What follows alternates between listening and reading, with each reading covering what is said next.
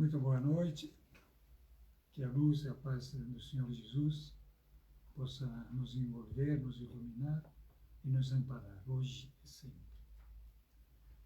Dando continuidade ao Evangelho segundo Lucas, capítulo 5, certa vez em que a multidão se comprimia ao redor dele para ouvir a palavra de Deus, à margem do lago de Genezaré, viu dois pequenos barcos parados à margem do lago. Os pescadores haviam desembarcado e lavavam as redes. Subindo num dos barcos, o de Simão, pediu-lhe que se afastasse um pouco da terra. Depois, sentado-se, ensinava do barco as multidões. Quando acabou de falar, disse a Simão: Faze-te ao largo, lançai vossas redes para a pesca. Simão respondeu: Mestre, trabalhamos a noite inteira sem nada apanhar, mas, porque mandas, lançarei as redes. Fizeram isso e apanharam tamanha quantidade de peixes que suas redes se rompiam. Fizeram então sinais aos sócios do outro barco, para virem em seus auxílios. Eles vieram e encheram os dois barcos, a ponto de quase afundarem. À vista disso, Simão Pedro atirou-se aos pés de Jesus, dizendo: Afasta-te de mim, Senhor, porque sou pecador. O espanto, com efeito, se apoderara dele e de todos os que estavam em sua companhia, por causa da pesca que havia acabado de fazer. E também de Tiago e João, filhos de Zebedeu, que eram companheiros de Simão. Jesus, porém, disse a Simão: Não tenhas medo, doravante serás pescador de homens. Então, reconduzindo os barcos à terra e deixando tudo, eles o seguiram.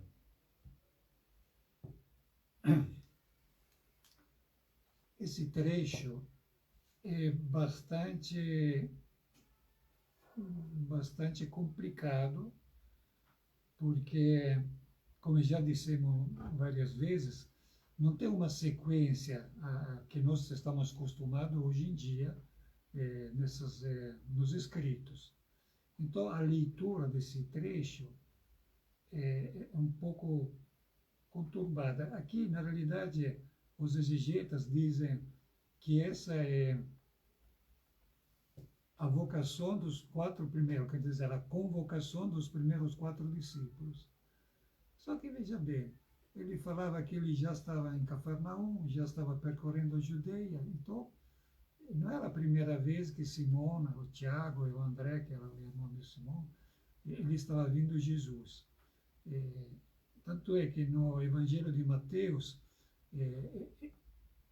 tem uma outra sequência, não? É André, o irmão de Simão, que chama Simeão para conhecer Jesus. Então, não sabemos bem como é que é essa questão.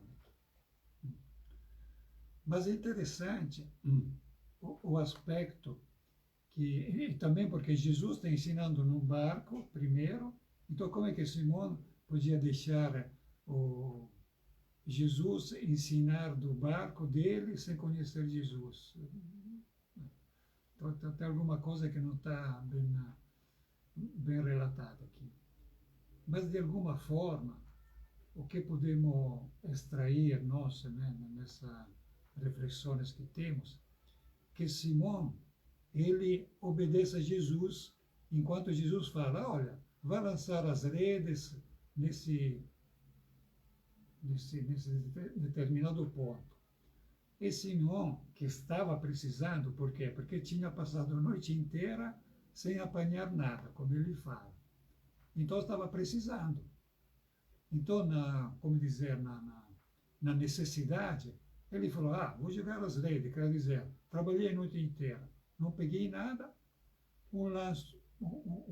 fazer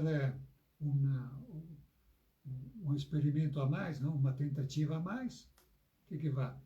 Só que ele falava: olha, só porque você falou, porque, como dizer, eu não acredito, eu sei que não vou pegar nada. Então é no desespero. Tanto é que depois, quando pegaram os peixes, ele fala, afasta-te de mim, que eu sou pecador. Quer dizer, eu não sei de nada, eu não sou bom para nada. Foi você que é o bom.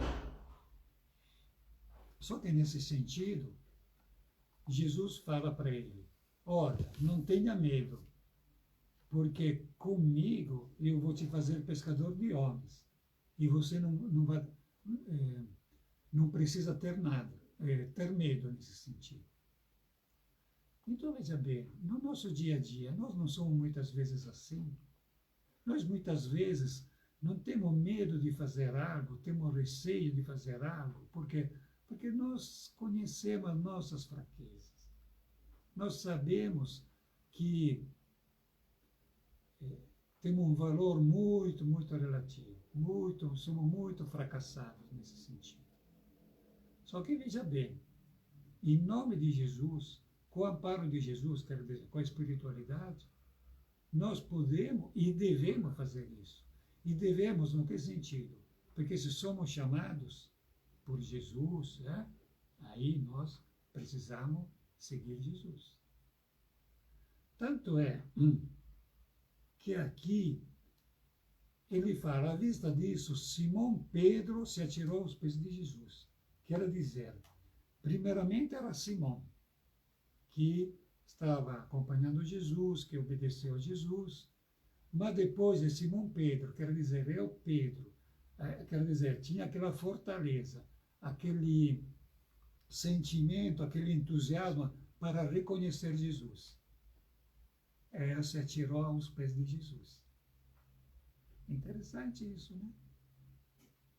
Porque os exegetas falam, olha, isso aqui é a primeira vez que Simão é chamado de Pedro. Mas aí tenta dar alguma desconversada, não?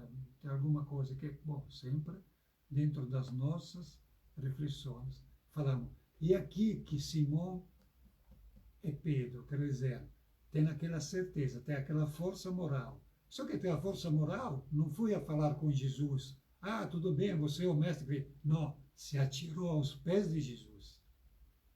Isso é a fortaleza de Pedro, de Simão. Porque naquele momento, mesmo assim, tendo a certeza que Jesus era o enviado de Deus, o Messias e tudo mais, aí ele se atira aos pés. E nós, como fazemos muitas vezes no nosso dia a dia?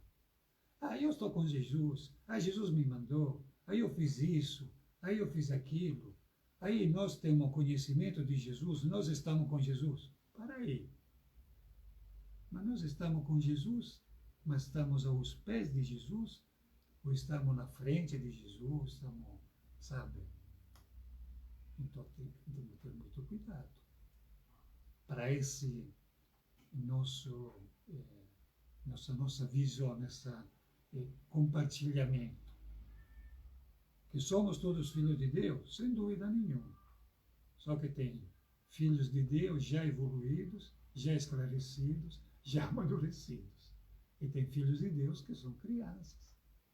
Então, muito cuidado com isso. Estava ele numa cidade quando apareceu um homem cheio de lepra. Vendo Jesus, caiu com o rosto por terra e suplicou-lhe: Senhor, se queres, tem poder para purificar-me. Ele estendeu a mão e, tocando-o, disse: Eu quero, ser purificado. E imediatamente a lepra o deixou. E ordenou-lhe que a ninguém o dissesse: Vai, porém, mostrar-te ao sacerdote, e oferece por tua purificação conforme prescreveu Moisés, para que lhes sirvas de prova. A notícia a seu respeito, porém, difundia-se cada vez mais, e acolhia numerosas multidões para ouvir e serem curadas de suas enfermidades. Ele, porém, permanecia retirado em lugares desertos e orava. Ora, também esse trecho aqui, um daqueles trechos singelo, mostra uma cura, sem grandes problemas. Entretanto, refletindo sobre, já no final, que fala, vá, mostra-te ao sacerdote, como prescreveu Moisés, para que lhes sirva de prova. Quer dizer, vai ao sacerdote, singular, e lhes sirva, é plural. Serve para quem? Então, o sacerdote é, como dizer, é o emblema, é a corporificação do quê? Da pessoa que, mesmo sendo esclarecida, mesmo sendo a serviço de Deus, mesmo tendo todo o amparo da espiritualidade, de qualquer forma, porque não é por acaso que se encontra nessa situação, nesse empreendimento, nesse dever, ele está com Deus, quer dizer, plenamente.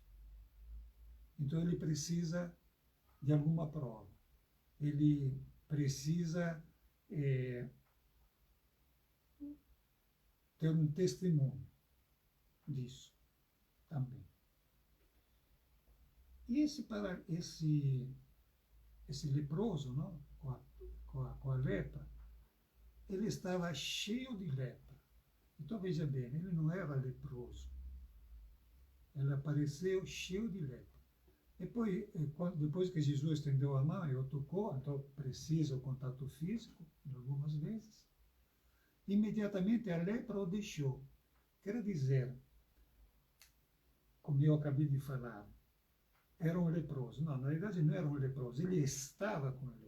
Era uma coisa de fora, não era uma coisa de dentro, que é diferente. Porque tem situações onde nós, como espírito, estamos doentes. Então, desenvolvemos a doença, vai aparecendo a doença. Mas muitas vezes, algumas vezes, como nesse caso, é uma coisa que vem de fora, que a gente carrega. Mas depois, num determinado momento, a gente pode descarregar, pode deixar de lado. Pode, justamente como fala, o homem fala, Jesus, você pode me purificar. Então Jesus o toca, tira essa lepra. Isso são as diferenças que nós encontramos, como já vimos em outros evangelhos de Mateus, não? Que são técnicas diferentes, não? Que Jesus usa para curar o que, à primeira vista, parece a mesma doença, parece o mesmo acontecimento, mas são casos e casos.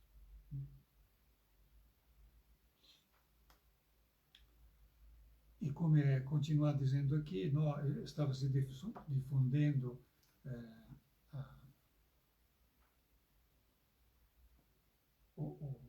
a dele, não? Mas ele fugia das multidões, quer dizer, ele ficava sempre em lugares desertos e orava. Certo dia, enquanto ensinava, achavam-se ali sentados fariseus e doutores da lei. Nós sabemos que provavelmente ele estava na casa de Pedro, de Simão Pedro, em Cafarnaum. Né? Vindo de todos os povoados da Galileia, da Judeia e de Jerusalém, ele tinha um poder do Senhor para operar curas. Vieram então alguns homens carregando um paralítico numa maca. Tentavam levá-lo até para dentro e colocá-lo diante dele. E como não encontravam jeito de introduzi-lo, por causa da multidão, subiram ao terraço e, através das telhas, desceram-no com a maca no meio dos assistentes diante de Jesus. Vendo-lhe essa fé, ele disse: Homem, teus pecados estão perdoados. Os escribas fariseus começaram a raciocinar. Quem é este que diz blasfêmias? Não é só Deus que pode perdoar pecados? Jesus, porém, percebeu o seu raciocínio e disse-lhes: Por que raciocinais em vossos corações? que mais é fácil dizer? Teus pecados estão perdoados ou levanta-te e anda? Pois bem, para que saibais que o Filho do Homem tem o poder de perdoar pecados na terra, eu te ordeno, disse ao paralítico, levanta-te, toma tua maca e vai para a tua casa. E no mesmo instante, levantando-se diante deles, tomou a maca onde estivera deitado e foi para casa, glorificando a Deus. O espanto apoderou-se de todos e glorificava a Deus. Ficaram cheios de medo e diziam, hoje vimos coisas estranhas. Então, esse fato nos reporta ao primeiro, que era a cura da lepra. Esse fato é a cura do paralítico. Aqui a situação é exatamente o contrário. Não é o paralítico que está perguntando, está pedindo para Jesus, mas são os familiares, os amigos deles, que o levam até Jesus. E o paralítico não fala coisa nenhuma, pelo menos, nesse relato aqui. Tanto é que nós vimos que Jesus diz o quê? Vendo-lhes a fé, quer dizer, vendo a fé daqueles que estava trazendo o paralítico. Tá? Diz, homem, teus pecados estão perdoados. Opa! Aqui ele fala de pecado. Quer dizer, o outro, o leproso, quer dizer, aquele que estava com a lepra, ele estava sadio, ele estava carregando alguma coisa. Ele não, ele falou, homem, os teus pecados estão perdoados. Quer dizer, ele que estava sendo castigado, ele que estava, deve ter feito alguma coisa incorreta, então ficou paralítico. Nós não sabemos o motivo. Sempre são reflexões que nós estamos fazendo. Aí, enquanto a pessoa com a lepra tinha que ir até o sacerdote, que era uma figura emblemática, não? Para que lhe sirva de prova, aí estavam os sacerdotes e os escribas, estavam presentes. Só que eles não se manifestaram. Eles ficaram somente raciocinando, quer dizer, no íntimo dele. Só que Jesus entendeu, ele viu, pelo jeito não, que ele estava se olhando, cochichando e tudo mais, falou, por que está pensando isso? Que eu não posso perdoar os pecados.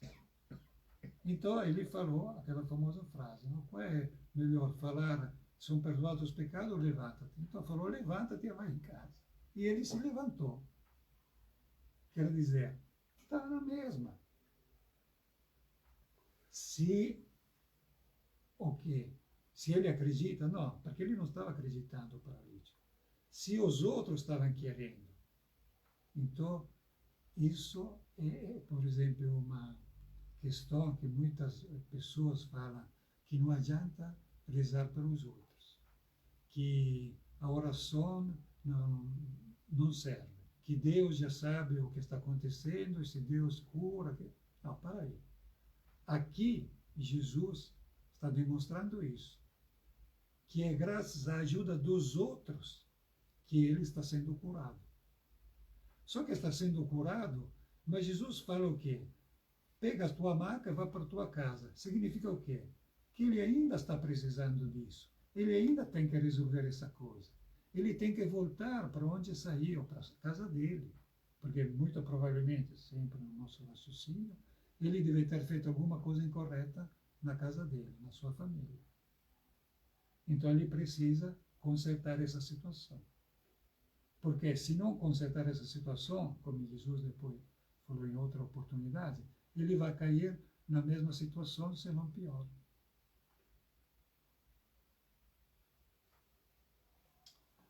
E o espanto apoderou-se de todos e glorificavam a Deus. Quero dizer, estava todo lá a assistência enxergando isso, se nós pensamos que o mesmo caso relatado no Evangelho de Mateus, ele estava, tinha família, tinha todo o pessoal, né, que estava assim curioso de saber, não? Essas coisas. Então todos ficaram com espanto. E ficavam vendo coisas estranhas. Significa o quê? Significa que, apesar de tudo isso, as pessoas não entenderam o que estava acontecendo lá.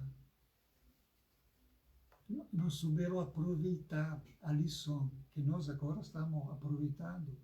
Se, por a graça de Deus, estamos enxergando direitinho. Por quê?